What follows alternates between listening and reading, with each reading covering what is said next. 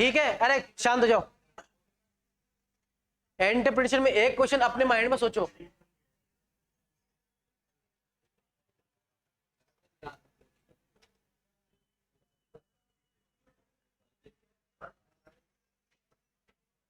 ठीक है, हो गया बेटा स्टार्ट।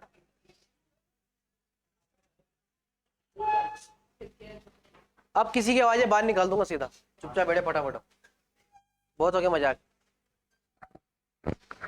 एंटरप्रेन्योरशिप में एक चीज याद रखना, आपको धंधा करना है तो उसके लिए क्या क्या चीज जरूरी है। अगर तुम्हें एक क्वेश्चन पता चलेगा कि हमें बिजनेस करने के लिए क्या क्या चाहिए, तो तुम पूरा पेपर आराम से कर पाएगा। कि राजस्थान में जैसे खादी, खादी जानते हो खादी, उसका बिजनेस कैसे करते हैं।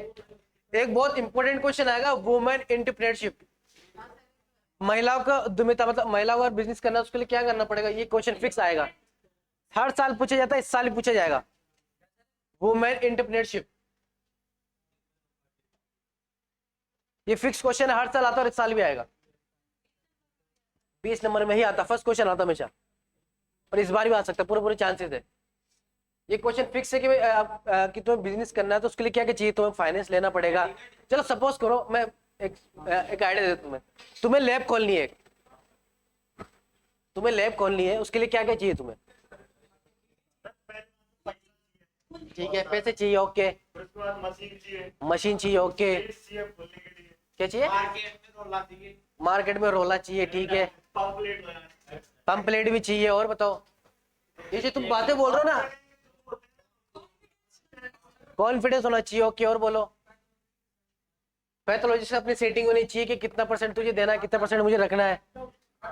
ठीक है, बैंक से फाइनेंस लेना तो बैंक कितना इंटरेस्ट मुझसे लेगा, कितना नहीं लेगा, वो भी बहुत जरूरी है। ठीक है, और मैं कितनी जांचों के लिए कितनी मशीन रख सकता हूँ, उस मशीन के लिए उस कंपनी से कैसे बात करनी है, उससे कैसे डील करनी है, पेशेंट से कैसे डील करनी है, और मुझे पैम्पलेट छपाने हैं, मुझे अपने एडवर्टाइजमेंट कैसे करना है, कैसे मुझे मार्केट से पैसे उठाना है, कैसे मुझे कस्टमर से मतलब पेशेंट से पैसे लेने हैं, किस हिसाब से अपना मार्जिन बनाना है। ये एक एक चीज देखो, एक अगर तुम्हें एक लाइन पता चलेगा ना कि भाई मुझे एक मशीन लेनी है, समझ लो सीबीसी मशीन लेनी है, सीबीसी मशीन क्यों लेनी है, उसके अंदर क्या क्या होता है, उसके बाद 5-7 पॉइंट लिख दोगे। फाइनेंस के लिख दो, फाइनेंस के बाद 5-7 पॉइंट लिख दोगे। इंटरेस्ट कितना होना चाहिए, उसके 5-7 पॉइंट, ऐसे करते करते 20 नंबर का आराम से क्वेश्चन बनेगा। सबसे बेस्ट एग्जाम्पल बता रहा हूँ तुम्हें आज। एक क्वेश्चन एक और पूछा जाता है, राजस्थान खादी भंडार, ये रट के जाना अच्छे से। राजस्थान खादी भंडार, उसके बिजनेस कैसे किया जाता है वो भी अच्छे से याद करके जाना पड़े, ठीक है बता।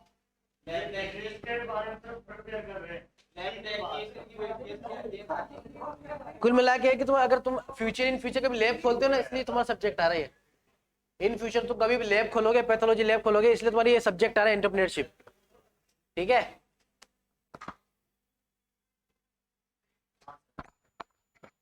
अब कल को आप एक बार रिवीजन कर लेते हैं। कल क्या पढ़ाया था मैंने।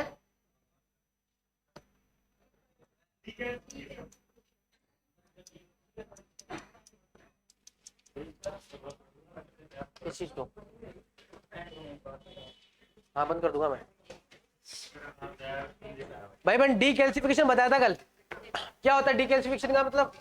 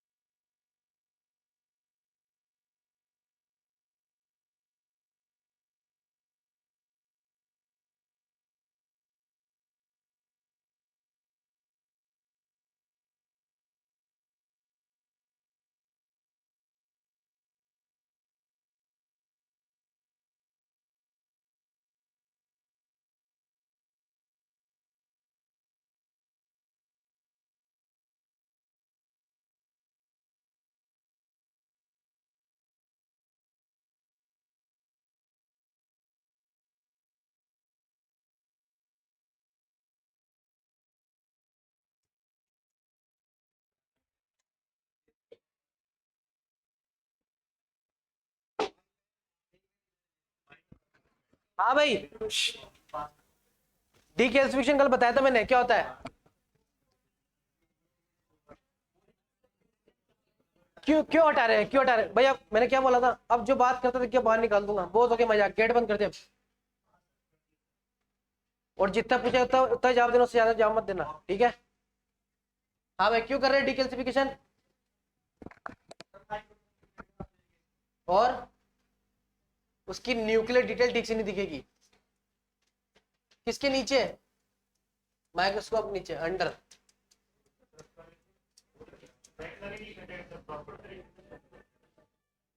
क्योंकि उसमें ब्लीडिंग में दिक्कत ना हो जाए, और मतलब ब्लड में दिक्कत ना हो जाए, और उसके इसके लिए न्यूक्लियर डिटेल अच्छे नहीं दिखे, इसलिए उसके लिए उसको माइक्रोस्कोप के अंदर, इसलिए उसे डी कैल्सिफिकेशन करते हैं। डी कैल्सिफिकेशन 6 मेथड बताए थे मैंने कल। बहुत इंपॉर्टेंट क्वेश्चन है, रट लेना, अभी भी कह रहा हूँ, बहुत ज्यादा इंपॉर्टेंट क्वेश्चन है। हम्म, बोल रिकॉर्डिंग और ही भेज देंगे, पीडीएफ भेज देंगे तुम्हारी, और रिकॉर्डिंग भेज देंगे। 6 मेथड बताए थे मैंने कल, कौन कौन से मेथड बताए थे?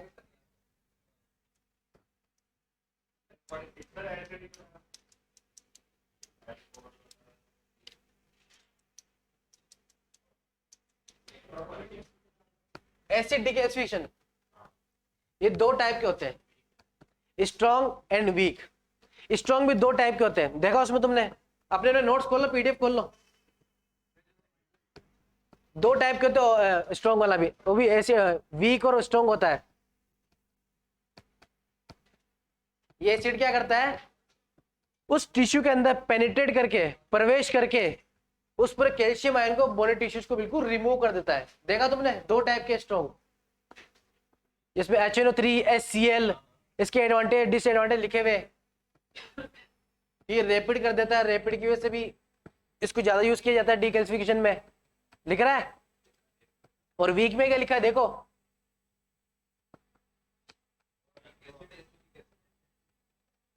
इसके एडवांटेज डिसएडवांटेज क्या लिखे हुए हैं वीक के? जल्दी श्रिंक हो जाता है, फास्टर है, और क्या होता है? वीक का बेटा, weak is equal to acid के बराबर।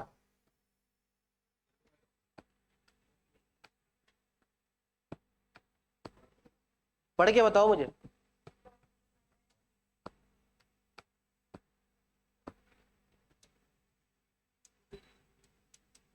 एक तो होता है स्ट्रॉन्ग, एक होता है वीक। इसके अंदर क्या होता है? HNO3 और HCl। ये फ्लूइड क्या करता है? टिश्यू के अंदर पेनिट्रेट करके, प्रवेश करके, उस टिश्यू में जितने भी बोनी टिश्यूज है, कैल्शियम आयन उसको रिमूव कर देता है, स्ट्रॉन्ग वाला। और रैपिड है। इसका डिसएडवांटेज, इसको डेली चेंज करना पड़ता है।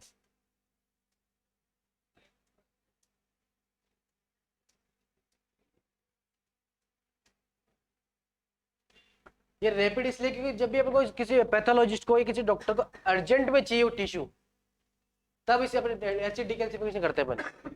इसका डिसएडवांटेज ये भी होता है, अगर जो चीज जल्दी हो रही है तो उसका टिश्यू भी श्रिंक होता है।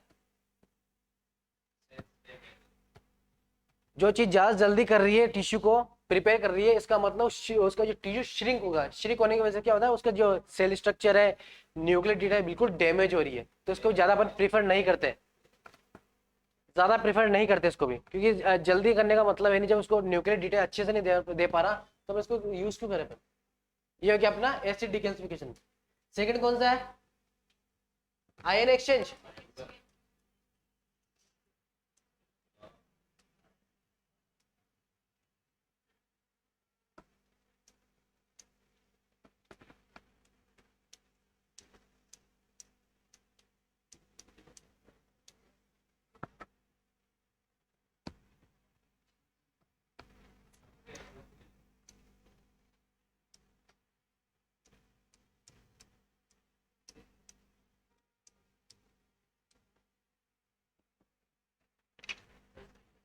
अरे ठीक है, चलो ऐसे लिख देता हूँ ना।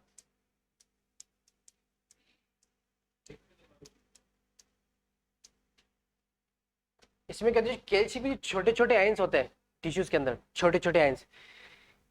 इस वाले सॉल्यूशन के अंदर होता है एक रिजाइन सॉल्यूशन, इसमें लिखा होगा पॉलिस्टर रिजाइन।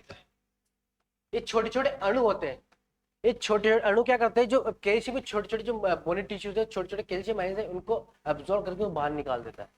उसके अंदर काम आता है कौन सा, छोटे छोटे पार्टिकल्स होते हैं।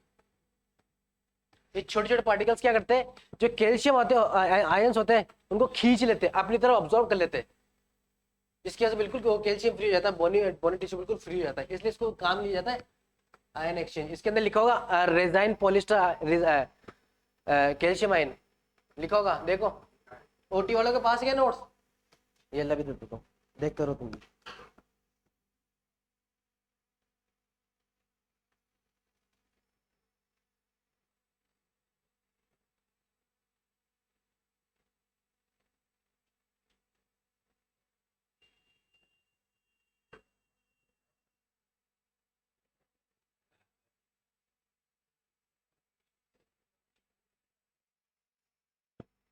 तो किसके नंबर थे वो, तेरे नंबर देना।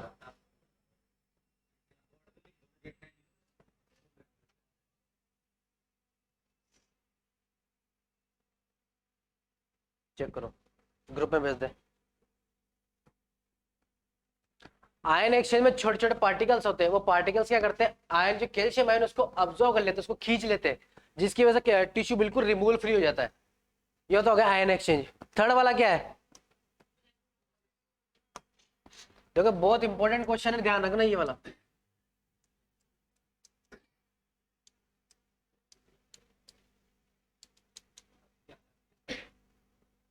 अरे बेटा इतना डिटेल नहीं पढ़ना इसको। इसके अंदर क्या होता है, एक बीकर होता है,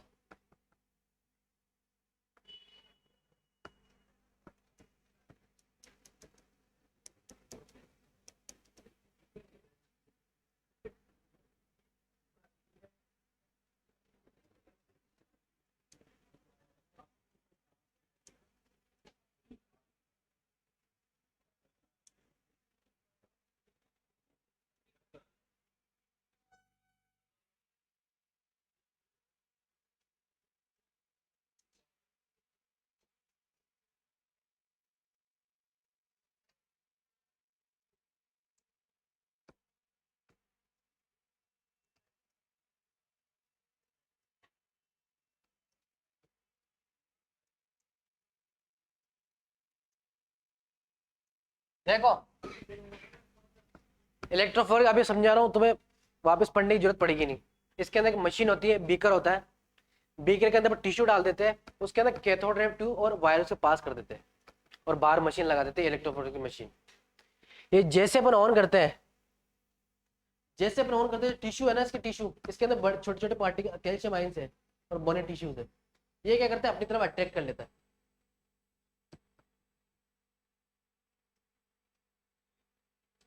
अपनी तरफ खींच लेता है, जितने भी कैल्शियम आयन हो गए या बोनी टिश्यूज हो गए, जितने भी आयन है, इसको अपना तरफ खींच लेता है ये।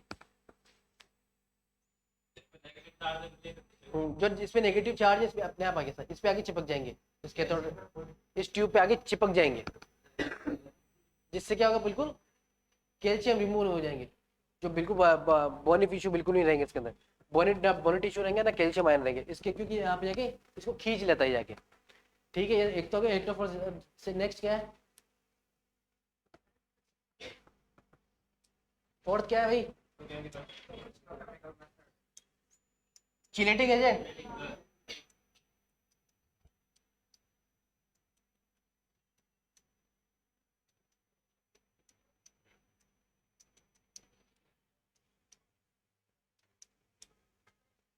इसमें चिलेटिक एजेंट बोलते हैं एडीटीए को। ये एडीटीव सॉल्यूशन क्या करता है, उस टिश्यू के ऊपर जितने भी आयंस है उसके ऊपर बैठ के उसका पेनिट्रेट करके पूरा रिमूव कर लेता है, जैसे कि एडीटी सॉल्यूशन है।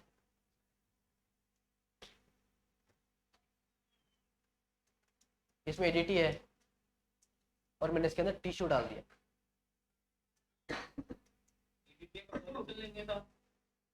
हम्म,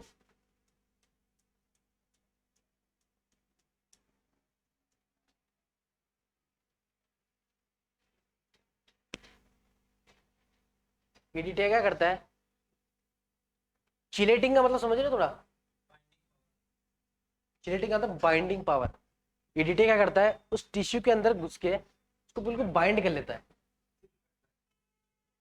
चिलेटिंग का मतलब उस टिश्यू के अंदर पेनिट्रेट करके, उनका प्रवेश करके उसके जितने भी कैल्शियम आयंस है बोनी टिश्यू, उसको बिल्कुल बाइंडिंग कर लेता है, मतलब पूरा अपनी तरफ पूरा खींच लेता है। कौन करता है?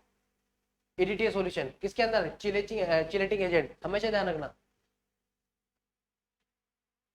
जहां पे भी चिलेटिंग एजेंट की बात हो जाएगी वहां पे ईडीटी का नाम हो जाएगा, ध्यान रखना हमेशा। कोई पूछे चिलेटिंग एजेंट क्या होता है, उसको बोल देना ईडीटी है, जो कि क्या करता है? कैल्शियम आयन को रिमूव करता है। क्या करता है? फिफ्थ वाला बताओ।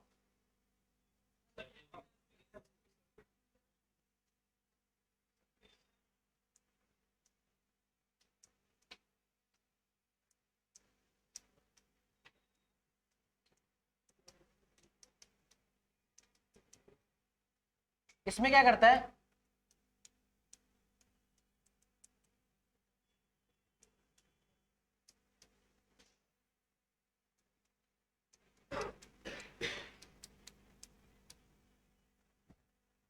इसका मतलब समझ रहे हो? आधा, हाफ, नहीं क्वार्टर नहीं बेटा,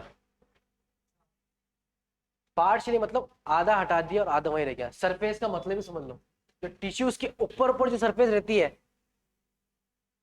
टिश्यू उसके ऊपर ऊपर सरफेस रहती है, उसके अंदर कैल्शियम आयंस और टिश्यू बोनी टिश्यूज रहते हैं उसके ऊपर ऊपर।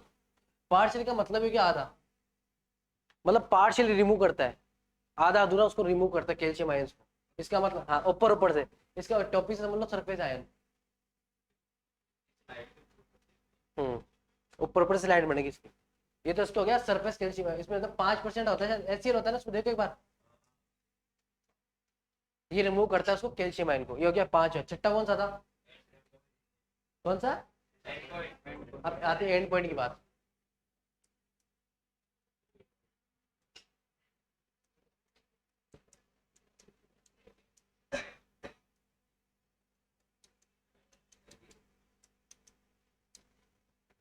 इसके 4 तरीके होते हैं।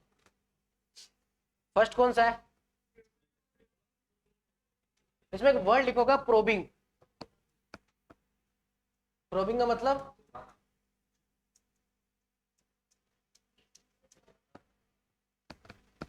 एक बोन है, ओके सॉरी, एक टिश्यू है जो हल्का सा फ्लेक्सिबल है, थोड़ा स्पंजी टाइप है, और उसके लास्ट ऑप्शन बचता है कि भाई आप सब कुछ अपन ने कर लिया, कोई मेथड अपने पास बचा नहीं, एक ही लास्ट मेथड बचा अपने पास, सपोज करो। तो अपन उसको किस तरह से उसको हैंडल करेंगे कि उसके बाद बोनी टिश्यूज है या नहीं है, कैल्शियम आयन है या नहीं है।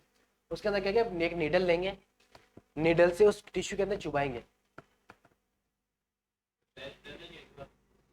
उसके अंदर चुभाएंगे, उससे क्या होगा, जिसको पता जहां पे सख्त दिखा,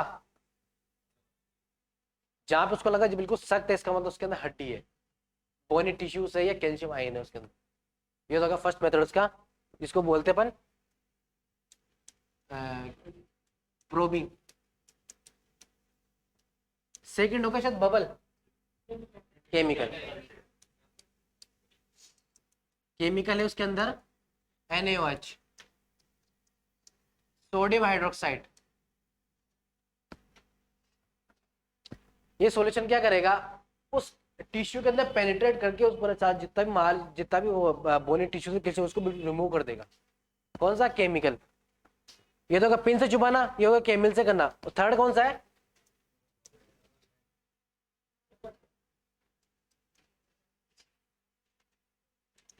देखो, किसी भी सॉल्यूशन के अंदर डालेंगे उसको, तो उसके अंदर बबल प्रोड्यूस होंगे,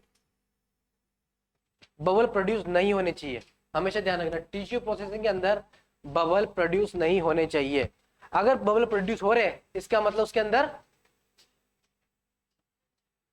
कैल्शियम आयन है या बोनी टिश्यूज है। और अगर बबल प्रेजेंट नहीं है, इसका मतलब वो बिल्कुल कंफर्टेबल माइक्रोटोमी के लिए और स्टेनिंग के लिए और माइक्रोस्कोपी के लिए। क्या बोला मैंने, वापस बोला अभी, बबल के बारे में क्या बोला मैंने अभी? उसके अंदर बबल बिल्कुल प्रेजेंट नहीं होने चाहिए। बबल प्रेजेंट होने की वजह से आगे जाके टिश्यू डैमेज हो सकता है, माइक्रोस्कोप स्टडी भी क्लियर नहीं दे सकता है, और जो ब्लेड होती है ब्लेड में दिक्कत दे सकता है, उसको बोलते हैं बबल। अगर बबल प्रेजेंट हुआ इसका मतलब उसके अंदर कैल्शियम आयन है, और अगर बबल प्रेजेंट नहीं इसका मतलब लास्ट क्या बताओ?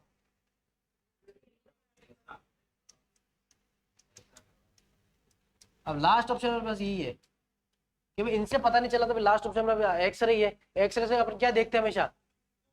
बोन। उस टिश्यू को एक्सरे करके तो पता लगा लें कि उसके बोनी टिश्यू है या नहीं है।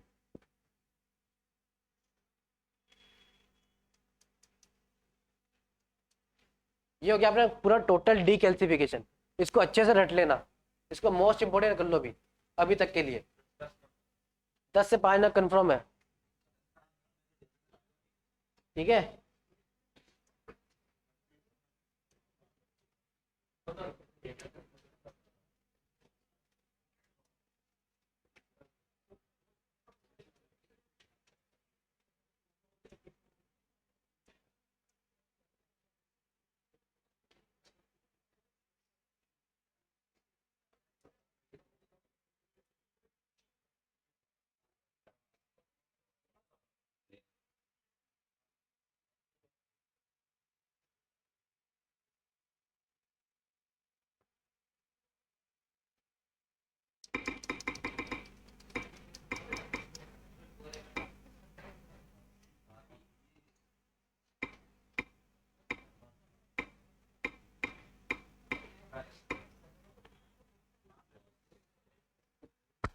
दिनेश जी की वीडियो देखेंगे अपन। Will snow days be a thing of the past?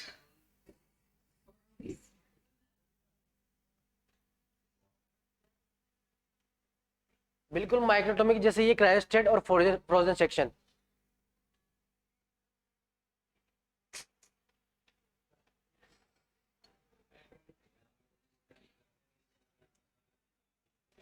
जानकारी जो है आपके सामने पास है।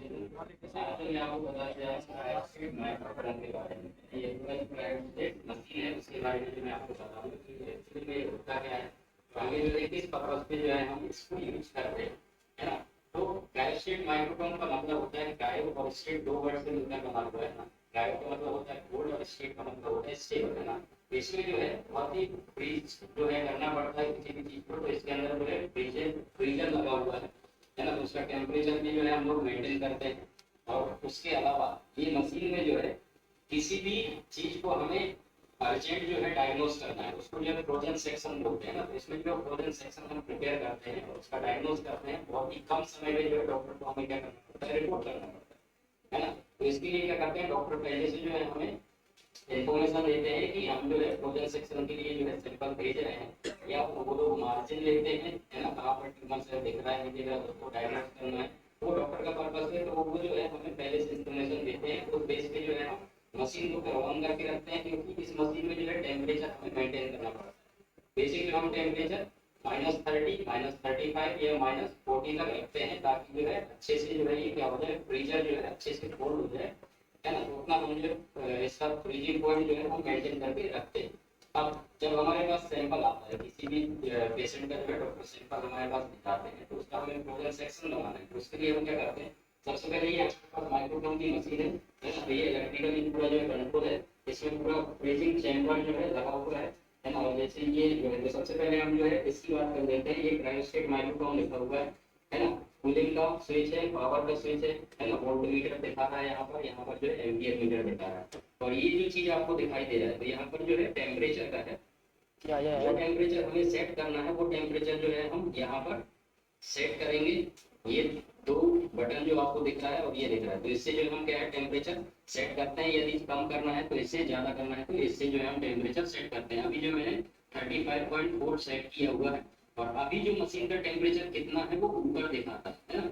-32 टेम्परेचर हो चुका है, मैंने सेट किया है 35, तो अभी भी 35 होने में टाइम है ना। तो इस तरीके से जो टाइम सेट कर देना है, जो हमें टेम्परेचर चाहिए उस टेम्परेचर पे हमें मशीन को लाने देना है। इसके बाद अब इसके ऊपर हम आते हैं, तो मशीन में जो है ये पूरा जो है ना, यहाँ पर जो है ये कांच का जो है कवर लगा हुआ है। इसके अलावा यहाँ पर जो है हमारा माइक्रोटोम है ना। जैसे आप अंदर देख रहे होंगे कि ये माइक्रोटोम लगा हुआ है, रोटेटरी माइक्रोटोम है ना। इसके अलावा रोटेटरी माइक्रोटोम हम इसमें कैसे वर्क करते हैं, है ना। बाहर जैसे आप देखेंगे तो बाहर जो इसमें ये हैंडल लगा हुआ है, इसके थ्रू जो है हम क्या करते हैं, माइक्रोफोन को चलाते हैं। बेसिक जो माइक्रोफोन है वैसे ही ये माइक्रोफोन काम करता है, रोटेटरी माइक्रोफोन। लेकिन इसके अंदर क्या है, ये पूरा जो है कैबिनेट जो बना हुआ है ना, ये क्रायो स्टेट का, तो ये कूलेंट जो है कैबिनेट बना हुआ है, बहुत ही ठंडा है। अभी टेम्परेचर जैसे मैंने बताया -32 है ना। और हमारे पास जो है ये मैंने इसको जो है चक बोलते हैं, है ना। तो इसमें जो है मैंने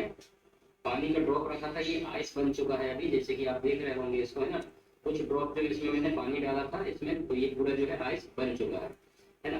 अब हम क्या करते हैं, जैसे ही हमारे पास सैंपल आता है ना, तो ये चक को जो है हम कहाँ पर फंसाते हैं, ठीक है, मैं आपको बता दूं, ये है ना। तो ये जो है माइक्रोटोम है हमारा, तो यहाँ पर जो है हम चक को फंसाते हैं, है ना। इस तरीके से ये चक जो है यहाँ पर फंस जाता है होल्डर पे, ब्लॉक होल्डर, और इसको जो है हम टाइट कर देते हैं। और ये हमारे पास ब्लेड फंसा हुआ है ना। तो इस तरीके से जो हम इसको सेट कर देते हैं। लेकिन अब हमें जो हमारे पास सैंपल आया उसको हम क्या करेंगे, ये जो हमारे पास सैंपल है ना, तो सैंपल जो है मार्जिन या किसी ने भेजा है, डॉक्टर ने भेजा है, तो ये सैंपल को जो है हमें क्या करना है, उसमें जो है ब्लॉक बनाना है। तो ब्लॉक कैसे बनता है, आइस ब्लॉक बनाते हैं हम।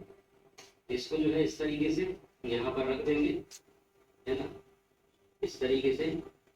और इसमें जो है कुछ ड्रॉप जो है हम क्या डाल देंगे, पानी डाल देंगे, ताकि ये क्या हो जाए,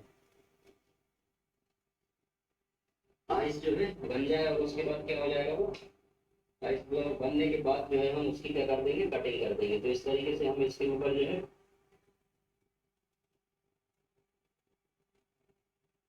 कुछ ड्रॉप पानी का डाल देते हैं। या फिर उसके अलावा यदि हमें जल्दी जो है फ्रीज करना है, तो उसके लिए जो है लिक्विड CO2 आता है, लेकिन वो अवेलेबल नहीं है हमारे पास, है ना। तो उसको करने से जो है ये ब्लॉक जो है जल्दी बन जाता है ना। तो इस तरीके से जो है हमने कुछ ड्रॉप पानी का डाल दिया है। अब जो है ब्लॉक बनने के बाद क्या करना है, ये जो है हमारे पास, है ना, ब्लेड है, इसमें ब्लेड लगा हुआ है, डिस्पोजेबल ब्लेड है। ये ब्लॉक का होल्डर है ना, ये ब्लॉक का होल्डर है इस तरीके से। तो इसके बाद जो है जब वो ब्लॉक बन जाएगा, तब जो हम क्या करेंगे, इसमें फंसा करके जो है ब्लॉक की कटिंग करेंगे और स्लाइड। तो इसमें जो है क्या है, अपने को जो है वैक्स की जरूरत नहीं है ना।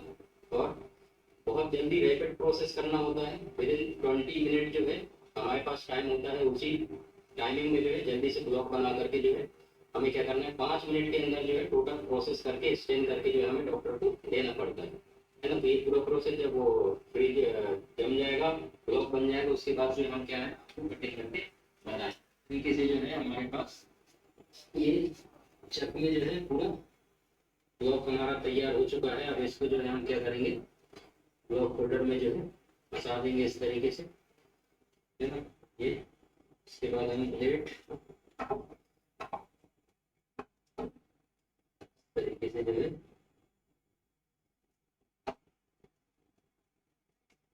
तो यदि हमें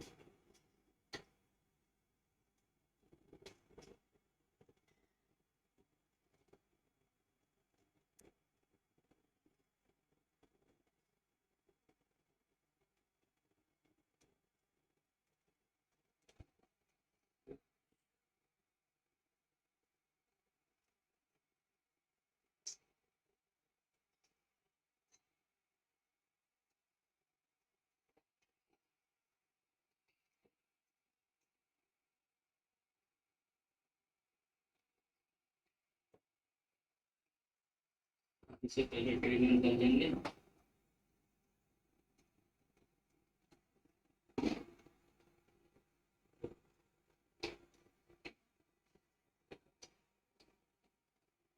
तरीके से जो है हमने पहले आप इसको ये क्या करना है, एल्कोहल में डालना है। एल्कोहल में डालने के बाद तुरंत में इसको क्या कर देना है, स्टेनिंग, है ना। स्टेनिंग कैसे करेंगे, एल्कोहल में हमने डाल दिया, स्टेनिंग जो हेमेटोक्सिन में डालना है। हेमेटोक्सिन में डाल करके जो है 1 मिनट हेमेटोक्सिन में डालना है। उसके बाद जो है वॉश करने के बाद जो है यूसिन में डालना है। और उसके बाद जो है यूसिन में डाल के एल्कोहल, उसके बाद जो है ड्राई करके जो है माउंट करके तुरंत जो है डॉक्टर को दे देंगे, है ना। तो इस तरीके से जो है हमारा क्रायोस्टेट माइक्रोटोम, जैसे कि हमने बताया, है ना, ये जो है पूरा चैम्बर बना हुआ है। इसमें पूरा जो है अभी भी टेम्परेचर जो हमने सेट किया हुआ है ना। तो यहाँ पर टेम्परेचर जो है 34 हमने जो है पूरा 34 तक हमने जो है सेट किया था, अभी 35 पे, तो 35 डिग्री सेल्सियस पे जो है हमने उसके बाद कटिंग करने के बाद जो है उसका स्लाइड प्रिपेयर किया। तो ये पूरा प्रोसेस जो है हमारा, इसमें क्रैंकशैफ्ट माइक्रोटोम होता है, इसमें जो बिल्कुल माइक्रोटोम की जैसे है। माइक्रोटोम में पैराफिन वैक्स लेके फिर उसको कट करते थे, क्रायोस्टेट फ्रोजन में उसको ठंडा करके फिर उसको कट करते, जैसे कि आप लोगों ने भी देखा है। जब उसको तुरंत चाहिए क्रायोस्टेट और फ्रोजन स्टेट, तब अपन को जरूरत तब पड़ती है जब पैथोलॉजिस्ट या डॉक्टर को तुरंत वो सैंपल जांच करके चाहिए। लेकिन आजकल ये एग्जामिनेशन ज़्यादा प्रचलन में नहीं है। अगर उसको जल्दी जल्दी करेंगे तो उसका सेल, जो न्यूक्लियर सेल्स हो गए, उसका जो टिश्यू है बिल्कुल श्रिंक हो जाएगा, सिकुड़ जाएगा। सिकुड़ने की वजह से उसका सेल भी डैमेज हो जाएंगे, टिश्यू भी डैमेज, जैसे उनका मतलब नहीं है। बोलते हैं जल्दी का काम शैतान का, वो सिस्टम है। जल्दी वाला कभी काम नहीं करता है। इसलिए टिश्यू प्रोसेसिंग के लिए हमेशा आप कम से कम पूरा एक से 2 दिन लेते हैं। जब भी इसकी रिपोर्ट बनाएंगे 2 से 3 दिन लगते हैं टिश्यू प्रोसेसिंग के लिए। ठीक है,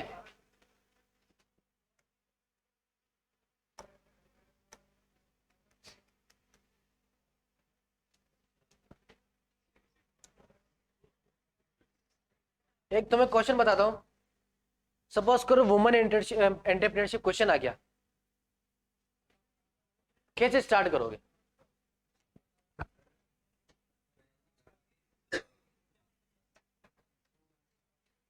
सबसे पहले वुमेन को बिजनेस करने के लिए क्या चाहिए, और बताओ क्या चाहिए वुमेन को? अगर एक बिजनेस करना है इसको क्या चाहिए?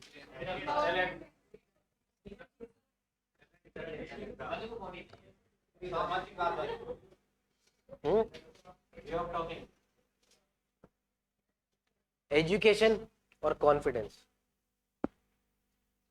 और दूसरा आता पहले फैमिली का सपोर्ट। इससे क्या होगा, अपनी इंडिया की जो इकोनॉमिक कंडीशन वो बढ़ेगी, अपना इंडिया ग्रो करेगा। हाँ बोल सकते हैं, वुमेन एम्पावरमेंट बोल सकते हैं इसको। इसको कॉन्फिडेंस आएगा, उसको फाइनेंशियल कंडीशन बढ़ेगी, अपनी देश की जीडीपी बढ़ेगी। मतलब अगर मर्द लोग तो कर ही रहे हैं, अपना धंधा पानी कर रहे हैं, सब कुछ कर रहे हैं, अगर उसके साथ साथ औरतें भी उसके साथ आएगी, अपना इंडिया ग्रो करेगा, जीडीपी बढ़ेगी, कॉन्फिडेंस बढ़ेगा, रोल मॉडल मिल जाएंगे। रोल मॉडल मतलब कि यार जैसे कि फाल्गुनी नायक, आप जब क्वेश्चन आ जाता है ये अपने इंडिया के 2-3 जो फेमस वुमेन उनका नाम लिख सकते हो, जैसे फाल्गुनी नायक, एक वंदना जी वीएलसीसी की वो है चेयरमैन है। एक है अपने शुगर कॉस्मेटिक की, कौन है जानते हो कोई? हाँ, शुगर कॉस्मेटिक की वो जो एक महिला है, बिजनेसमैन है। एक बाइकॉन नाम की कंपनी, बाइकॉन नाम की कंपनी चलाती है अपनी फाल्गुनी जी नायक।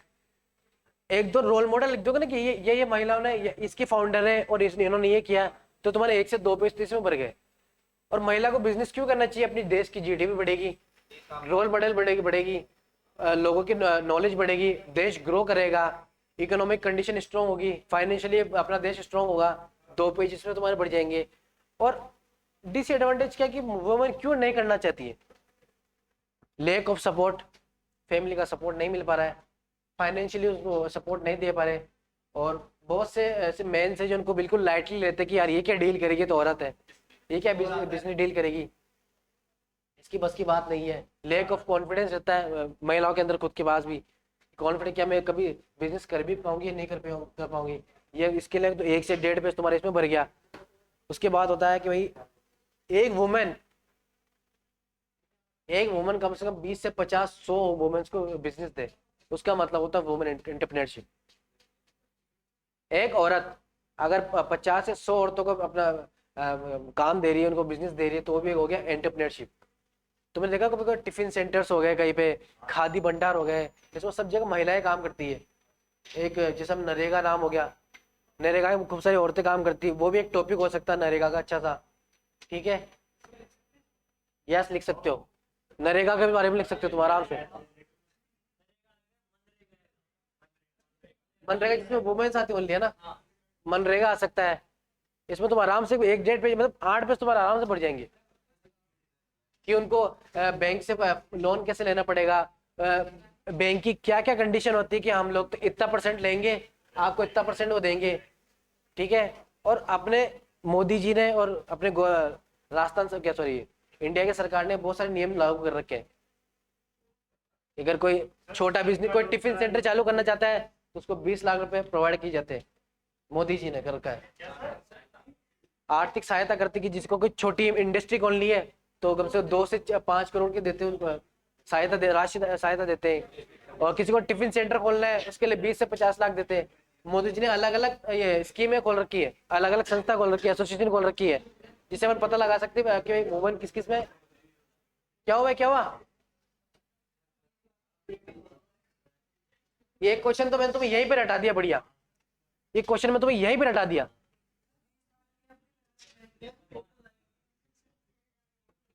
जो बैंक से लोन लेने जाए सिविल देखेगा या फिर नहीं देखेगा? सिविल देखेगा ऑब्वियसली। बैंक में कितना परसेंट लोन लेगी, अगर महिला का ले रही है, और वो कितने दिन में आप लौटा सकते हो, अगर नहीं लौटा पाए तो आप क्या क्या हमारे पास गिरवी रखोगे। ये तुम्हारा क्वेश्चन मैं यहीं पे हटा दिया, अच्छे से यहीं पे हटा दिया। मैं तुम्हें क्वेश्चन 20 नंबर तो आराम से लिख सकते हो, और सब कुछ मन से लिखना है, कोई भी रटके नहीं लिखना आप। और बताऊं क्या, एक क्वेश्चन आता है फॉरेन ट्रेड, एक्सपोर्ट और इंपोर्ट, ये क्वेश्चन ही बहुत आता है। एक्सपोर्ट इंपोर्ट जानते हो? एक्सपोर्ट इंपोर्ट के बारे में पूरी डेफिनेशन पढ़ के चल जाना कि अपने जो शिपमेंट होते हैं, शिपमेंट से एक्सपोर्ट कैसे होते हैं, वहां से इंपोर्ट कैसे होते हैं। जैसे अपने पतंजलि प्रोडक्ट के, अपने पतंजलि अपने विदेश में भी सप्लाई होता है, और वहां का जैसे कोई समझ लो कोई नेस्कैफे हो गया, मैगी हो, वहां का प्रोडक्ट यहाँ पे सप्लाई होता है। ये भी एक धंधा हो गया एक्सपोर्ट इंपोर्ट का, ये एक बहुत बड़ा टॉपिक हो गया तुम्हारे। एक होता है स्मॉल स्केल इंडस्ट्री, एक होता है large scale industry. Small scale industry में कम से कम 5 करोड़ रुपए खर्चा चाहिए, 5 करोड़ रुपए खर्चा चाहिए स्मॉल स्केल इंडस्ट्री। क्वेश्चन आता है तुम्हारे, स्मॉल स्केल इंडस्ट्री में कितना खर्च होता है? 5 करोड़ रुपए खर्च होता है। और लार्ज स्केल इंडस्ट्री में 50 से 100 करोड़ रुपए खर्च होता है। ये भी एक क्वेश्चन आता है तुम्हारे कि उस जैसे को तुम्हें कोई एग्रीकल्चर की करनी है, या कोई सपोज करो प्लास्टिक की खोलनी, कुछ आयरन की फैक्ट्री खोलनी है, इसके लिए कितना चाहिए, अलग अलग ये क्वेश्चन जरूर आएगा।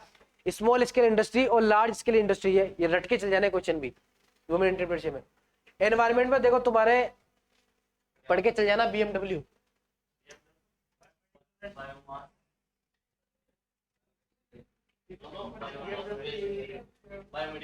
एनवायरमेंट में तुम BMW पढ़ के चल जाना। सर प्रदूषण के बारे में यहाँ भारत में कैसा प्रदूषण होता है? अपना मेडिकल लाइन का लिख के चल जाना एनवायरमेंट में BMW। कौन कौन सी वो जो बाल्टी है, ग्रीन कलर की, लाल कलर की, काली कलर की, कौन कौन से काम आती है, ठीक है। नगर परिषद का क्या कॉन्ट्रैक्ट होता है साल भर का, कि साल भर में इतने पैसे लोगे और आपकी जितनी भी वेस्ट हम उठा के लेके जाएंगे। 35,000 60,000 वो साल के लेते हैं। जैसे ये भी लाइन लिख सकते हो अपनी, जो नगर परिषद होती है वो साल भर का कॉन्ट्रैक्ट होता है, पूरा साल भर का कॉन्ट्रैक्ट होता है कि भाई हमें 60,000 रुपये दे दो, हम पूरा साल भर का आपका जो वेस्ट हम लेके जाएंगे आपका। देखा कभी हॉस्पिटल्स में जो आते हैं बहुत बड़ी बड़ी जो वैन्स आती हैं तुम्हारी, उनका पूरा कॉन्ट्रैक्ट होता है कि आप हमें इतने पैसे दो, आपका साल भर कॉन्ट्रैक्ट हमारा है, हम आपकी जितना वेस्ट हम लेके जाएंगे, कि कौन सी नीली बाल्टी में कौन सा कचरा डालना है, पीली बाल्टी में कौन सा कचरा डालना है, व्हाइट बाल्टी में कौन सा कचरा डालना है, ये अलग अलग बाल्टी। ये तुम एनवायरमेंट BMW ले सकते हो आराम से। या अपना और ऐसे क्वेश्चन आते हैं कि इंडिया को स्वस्थ बनाने के लिए क्या कर सकते हैं अपन, मतलब एनवायरमेंटल फ्री बनाने के लिए क्या कर सकते हैं। तो 2-3 लाइनें ऐड कर सकते हैं। जैसे अपने भाई गाड़ियां घूमती अपनी है, अपनी जो गाड़ियां घूमती नहीं है मोदी जी की, उसके बारे में लिख सकते हो। पोल्यूशन के बारे में लिख सकते हो कि अब पानी कैसा पोल्यूट होता है, एयर पोल्यूशन कैसे हो रहा है। साउंड पोल्यूशन में क्या लिखोगे यार, आ गया तो। और जो हॉर्न होती है ट्रक की होती है, गाड़ी की आवाज, मैं लिख देना एरोप्लेन।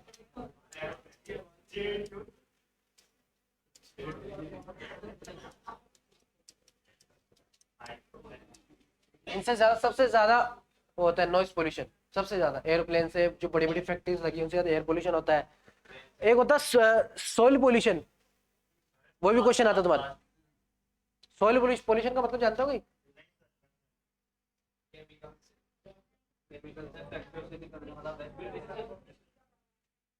जैसे बहुत से किसान क्या कर रहे हैं अपनी फसल उगाने के लिए केमिकल डाल रहे हैं अपने, इससे क्या वो सोइल क्या पॉल्यूटेड हो रही है। पॉल्यूटेड होने की वजह से अपन जो फल हो रहे हैं वो भी अपने पॉल्यूटेड हो रहे हैं, और वही फल जो वेजिटेबल अपन ही खा रहे हैं वो अपने नुकसान कर रहे हैं। वो तुम सोइल पोल्यूशन में लिख सकते हो। और एयर पोल्यूशन तुम्हें ध्यान नहीं, तुम लिख सकते हो एयर पोल्यूशन में क्या क्या लिखना है। अपनी गाड़ियाँ चलती है, फैक्ट्रीज चलती है, जितने धुआं उड़ते हैं उसमें कितने बर्ड्स को कितना नुकसान होता है, उसमें O2 लेयर, CO2 कितनी, नाइट्रोजन कितना पड़ रहा है एनवायरनमेंट में, ओजोन लेयर, एक ओजोन लेयर पढ़ के जाना, ओजोन लेयर और ग्रीन ग्रीन ग्रीन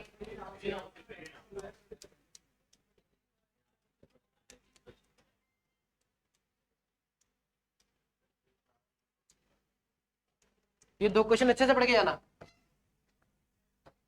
अगर ओजोन लेयर अग्नि अपने वातावरण में नहीं हो तो एसिड रेन हो सकती है, जानते हो। अगर इसकी लेयर अपने पास नहीं होगी ओजोन लेयर की तो एसिड रेन हो सकती है अपने आप। इसकी वजह से अपन बचे हुए। एक लिख के एक क्वेश्चन रट के चल जाना, एसिड रेन।